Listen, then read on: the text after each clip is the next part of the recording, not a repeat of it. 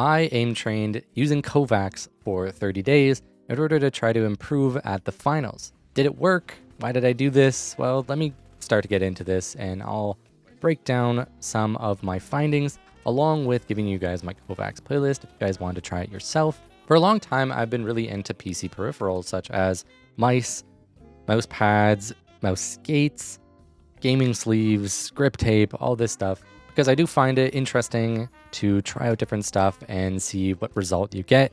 And there definitely are differences that you're going to get from different mice and different mouse pads. And so I really wanted to explore this a little bit more by testing a bunch of different products while aim training. Now, I did test a bunch of these things before starting this 30-day, along with testing a few different ones throughout it. And then at the end, I kind of tried almost every combination I could, whether it be different mouse skates, mouse pad, gaming sleeve, all this different stuff, in order to see what combination worked best for me. And do I even notice a difference between these things, or is it just kind of copium on my end? But let's bring it back and we're going to get to some of the results later on. Now, to start off, I had to kind of ask myself a question of why at 30 years old would I start to aim train? Shouldn't I have been doing this earlier on? Do you really even need to aim train? Well, I've been kind of curious, and so I decided to just take the plunge myself and commit to 30 days aim training to see what the results were. And also to try and fix some of the issues that I've had where I think aim training can actually be a fantastic tool to solving some of those issues.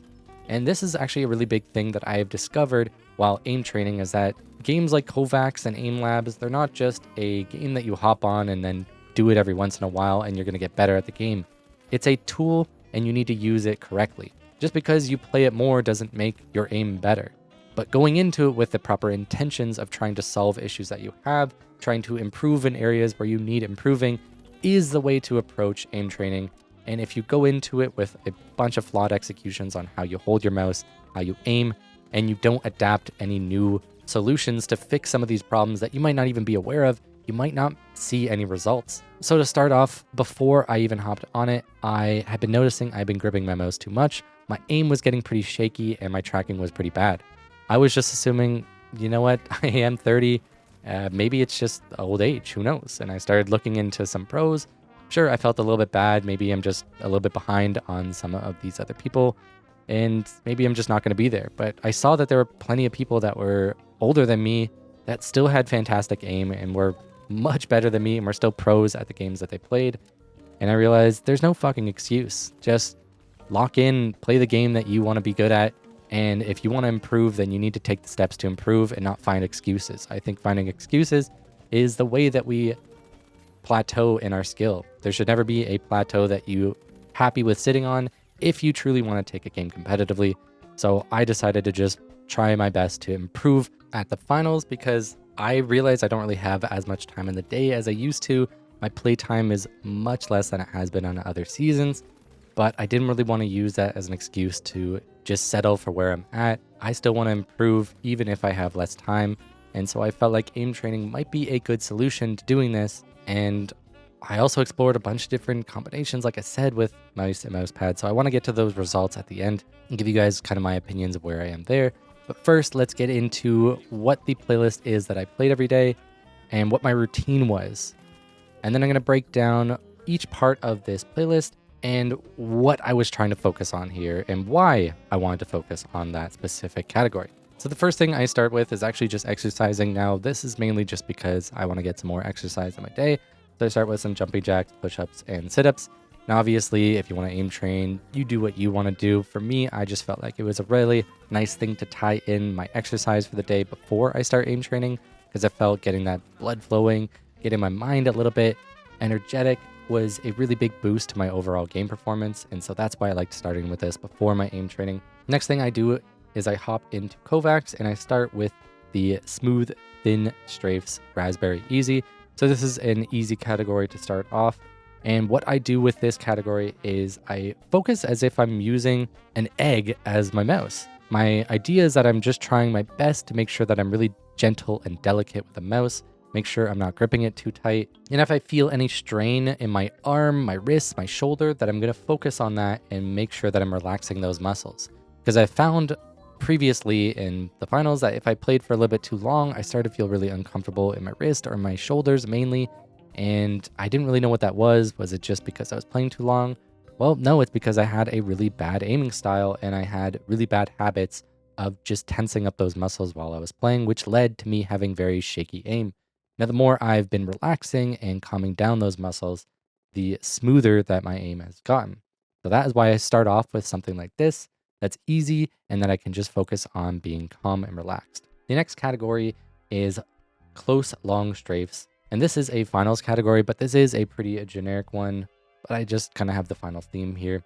So this one is basically about trying my best to not reset my mouse until I need to. And the idea is that I really want to get comfortable in all spots of my mouse pad. So basically, while it is strafing and running around me, I'm just going to try and track it the best I can and not reset my mouse the moment that it gets uncomfortable, because I want to get comfortable holding my mouse at weird angles and at weird spots on the mouse pad. That way, if there is somebody who is dashing around and getting right up in my face, I don't get uncomfortable and I don't have to continuously reset my mouse. I'm confident in where I am. So that is why I have this as the next one. And then we get into a lot of various scenarios that are pretty generic to the finals. And the first one is going to be flicking. So this is just a varied flick, whether it be long range flicks, mid range, and then small little micro adjustments at the end of this. I find that throwing in some flicking is really, really important when it comes to improving your aim in general. And in any FPS, flicking is a pretty common thing. And even though it might not be as common as it is in something like CSGO or Valorant, we still flick a lot in this game. And especially when you initially get your aim onto a target, you're going to be flicking onto them. And on some weapons, you're going to be flicking a lot more than others. So I just focus on being precise and make sure that I'm hitting my targets, because I know that speed will come with time. The more confident I am in my precision, the faster I will get at it. It's really important that I didn't just aggressively start whipping my mouse around trying to be as fast as I can, because then if I'm missing a lot of the shots, what's the point? It's fine to take it a little bit slow and make sure that I'm focusing on precision, and then speed is going to come with time. Next, we have SVGS. So this is basically just an HML kill simulation. You're just going to try and aim for the head and kill the heavy, the medium, and the light. So this is a pretty standard thing that I wanted to throw in a little bit early in the playlist. Next, we have the zip tracks. This is essentially a simulation of tracking a target that's moving on a zip line. Now the dot is pretty small, so this is pretty tricky. And at first I struggled a lot with this, and then I got a little bit more calm, and I found that if I just made sure that I was thinking ahead and knowing where the target's going to go because it is a zip line, then I felt a lot more confident. And then this translated really, really well into the game. And I noticed a lot of times when people were on a zip line, I was a lot more confident at tracking their heads instead of just simply trying to throw my aim generically around where they were. I was a lot more confident in tracking these. Next, we have the pad track. So this is essentially an enemy jumping on a jump pad. It's going to kind of be a parabellum where it just kind of jumps up and down. And obviously, this is a pretty common thing we're going to see a lot in the game. And I've definitely noticed a really big transition in my aim when using this playlist, because my tracking on targets that are hitting pads has been exceptionally good versus what it used to be. And then the next one is pretty similar. This is called under track. So this is when you are hitting a jump pad and you are trying to track somebody who is under you. And now what I do like about this scenario is that the target actually moves around. It does have a headshot multiplier, so I aim for the head here. And again, this is really good for resetting your mouse and knowing that when you are aiming directly under you, you do have to kind of do a little bit of a flick and a wiggle with your mouse in order to reset your aim. This is a pretty common scenario that we run into in the finals, so this was a really good one to throw in. Next, we have the light dash tracking. So this is going to be kind of similar to the SVGS where we have the light, but it's a lot more focused on the light dashing around. I found this was a pretty good tie-in to a lot of different things. It was a lot about flicking, it was a lot about tracking, it was a lot about reaction time, and it also used a lot of your mouse pad, so making sure that you're not resetting too much and getting comfortable with every spot of your mouse pad, or even knowing when to reset. I found it tied a lot of things in while being a pretty realistic scenario in the finals of having a light dashing around while you need to track them. The next scenario I have here is the hop switch. So this is about target swapping, and a lot of times in third-party cash outs, I felt this was the most relatable, where you're kind of tracking one target, then all of a sudden you hop to the next target, then you go to the next target, and you're constantly trading between different targets and how much attention you give them. And even sometimes they might escape and you need to flick to the next one and not overcommit to one. I found this was a pretty nice one for thinking ahead and making sure that I am taking the most logical approach to where my aim is going to go next, along with being able to track in all different dimensions. And then flicking, like, it kind of ties in a lot of different things here, which I found was a pretty solid thing to kind of throw in at the end before we finish. And the final one we're going to do is a smooth sphere. So smooth sphere, I find, is one of the best scenarios in order to make sure that you get a much more calm aim, make sure that your tracking is a lot better, a lot smoother. It kind of is all tied into the name there. The thing I want to do here is, again, just focus on being relaxed and pay attention to my arm, shoulder, wrist, and make sure that nothing is hurting, especially near the end of the playlist here. We want to make sure that we have done a good job of tying in everything that we've learned in terms of being relaxed. And this one's definitely going to push you because it's going to be pretty intense and you're going to be tracking all over the place. But I just try my best to be as smooth as I can and not try so hard to just constantly be on it and freaking out, because this one will definitely get you tensed up if you let it. And then after this is my playlist and I'm finished. So after I'm done, I like to just relax a little bit by stretching here. So stretch my shoulders, my arms, everything like that. And then if I notice that I'm having any issues with certain playlists, maybe I did really bad on my tracking, maybe my flicks were really, really off, maybe I just was tensing up a little bit too much, I'm going to go back to any of these that I felt I did poorly on and just try to polish them up a little bit, or redo the entire playlist if I just wasn't really feeling it. After this, I hop on the game. I do a little bit of recoil practice, whether it be in the practice range or in like a world tour or a TDM. And then I hop on to play ranked or world tour, whatever I decide to grind for that session. Now to answer the question, did this improve my aim? And I will say yes. Yes, my aim is a lot better. I would say potentially this is the best my aim has ever been. Even after 30 years of gaming, I feel like I've hit a new peak and I'm really happy about that. Now, has this made me better at the game? To a degree, yes, in some ways and no in others. I feel like spending a little bit less time playing the game overall, which this doesn't really have anything to do with it. You know, aim training was a choice I kind of made as a little addition to playing the game. But I'm just really busy in life, so I just don't have the time to commit to, 6 hours, 8 hours a day anymore. My playtime is maybe as low as it could be. So I'd say overall, I might not be much better at the game, but my aim is a lot better. And one thing I have found is my confidence is a lot better. I go into the game feeling a lot more confident. My aim is just crispy right off the bat. I don't need those 2 or 3 warm-up games to get into it, which means that I can snowball a confident lead and just carry that into other games. Whereas before, if I hop on and I just wasn't really feeling it the first game, maybe I don't have that morale that carries through to the rest of the games, and I end up just performing really poorly in the next one and the next one. Aim training has made me a more consistent player, and I'm actually really happy about that. Once I get a little bit more time to play this game again and commit to basically just playing as much as I was before, while also doing this aim training, I feel like I could be the best that I've ever been, and I think that's really, really nice to see. Aim training was a tool that I used in order to solve an issue that I had. My aim is a lot more relaxed.